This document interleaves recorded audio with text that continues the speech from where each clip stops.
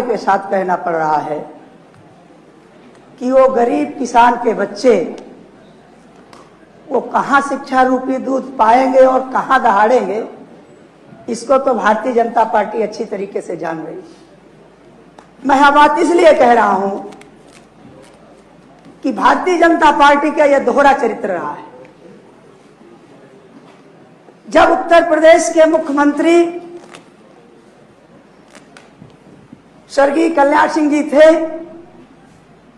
तो उन्होंने कहा कि प्राथमिक शिक्षा में शिक्षकों की बहुत कमी है और हम गांव का जो मेधावी छात्र होगा उसको नियुक्त करेंगे, वो प्राथमिक शिक्षा देगा। माननीय अधिष्ठाता महोदय, वह जो गांव का टॉपर स्टूडेंट था वो शिक्षा मित्र के रूप में भर्ती हो गया। और विडंबना देखिए, प्राथमिक शिक्षा फंडामेंटल राइट्स के अंतर्गत है। अब ये कहते हैं कि शिक्षा मित्र अयोग्य है, तो आप तो उसके दोषी हैं, फिर अयोग्य लोगों से क्यों आपने इतना बड़ा काम लिया? पहला मेरा क्वेश्चन। दूसरी बात, माननीय अधिष्ठाता महोदय कि माननीय सर्वोच्च न्यायालय ने भी कहा कि सरकारें गुमराह कर रही हैं। आप समान कार्य के लिए समान वेतन दीजिए, हमें कोई आपत्ति नहीं, उससे भी ये पल्ला झाड़ लेते हैं। कुल मिलाकर के माननीय अधिष्ठाता महोदय, भारतीय जनता पार्टी ये चाहती है कि गरीब किसान मजदूर के बच्चों को शिक्षा मुहैया ना हो पाए।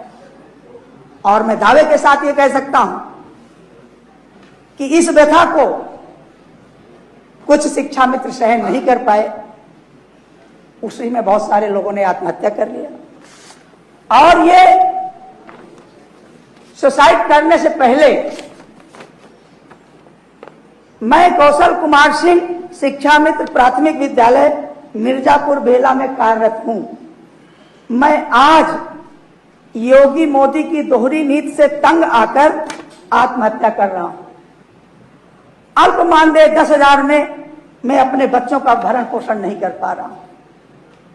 अगर मैं कहूं माननीय अधिष्ठाता महोदय कि आज भारतीय जनता पार्टी उन शिक्षकों को आत्महत्या करने के लिए मजबूर कर रही है और जो उनके छोटे छोटे बच्चे अनाथ हो जा रहे हैं उसमें ये तर्क दे रहे हैं कि हमने उनको 10,000 दे दिया। माननीय अधिष्ठाता महोदय, ये मैं नहीं कहता, एक ये हाई कोर्ट की टिप्पणी है कि शिक्षा भारतीय संस्कृति में पवित्र पर अब पहुंच से बाहर। हाई कोर्ट ने कहा, जहां एक तरफ शिक्षा को सहज सुलभ उपलब्ध कराने जाने की बात कही जा रही है, वहीं भारतीय जनता पार्टी का जो ये अनाचार अत्याचार है उसमें हाई कोर्ट ने भी टिप्पणी किया। माननीय अधिष्ठाता महोदय, मैं एक बात आपके संज्ञान में और लाना चाहूंगा। समाप्त करिए, आपकी बात आ गई है। अभी तो माननीय अधिष्ठाता महोदय मैंने शुरू किया है। शुरू नहीं किया, ये नियम 105 की सूचना है अधिष्ठाता महोदय, कुछ तो आप बोलने का समय हमें दीजिए। माननीय अधिष्ठाता महोदय, आज उत्तर प्रदेश में लगभग 85,152 पद रिक्त हैं। ये मैं नहीं कहता, ये माननीय प्राथमिक शिक्षा मंत्री खुद यहां सदन में बोल के गए फरवरी में। और 69,000 शिक्षक जो भर्ती है वो जो आरक्षित श्रेणी के SC, ST, OBC के जो अभ्यर्थी हैं उनके अधिकारों में डाका डाला गया।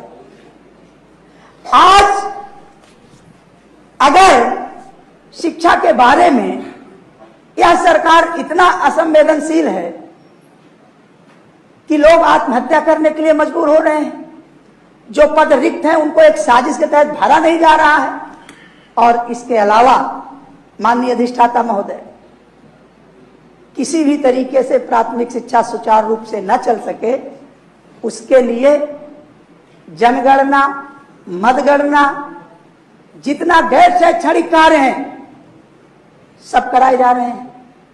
तो मैं इस स्पीच के माध्यम से यह कहना चाहूंगा कि आज भारतीय अभी हमारे इधर उत्तर बिहार में 35-22 पायोनियर का बीज का जो है ज्यादा डिमांड होता है। जिला में जब डिमांड बढ़ गया, व्यापारी लोग जो है उसको स्टॉक कर दिया और जो बीज 1800-2000 में मिलने वाला था, चोरी चुपी पूरे जिला में। मैं तो कहता हूं, मंत्री तो नहीं है अभी, मैं मुख्यमंत्री जी को भी आगाह करना चाहता हूं कि आप पूरे जिला में आप जांच करवा लीजिए कि 4500 से 5000 तक बोरा बीज मिल रहा है। डीएपी खाद का भी रेट आपको बता देते हैं, जो पहले 800 मिलता था अभी 1600 से 1800 में मिल रहा है। अब वजन क्या हो गया, पहले 50 केजी, अब वजन हो गया उस खाद का 45 केजी, मतलब 5 किलो वजन घटा के दुगुना दाम कर दिए। तो लूटिए। मैं कहता हूं ना कि आप देखिए डीएपी का जाके देखिए, ब्लैक मार्केटिंग चल रहा है 1600 से 1800 रुपये। आप पूरे किसान से जाके बात कीजिए। ये तो हाल है अभी कि हमू लूटा तू लूटा, लूटे के आजादी बा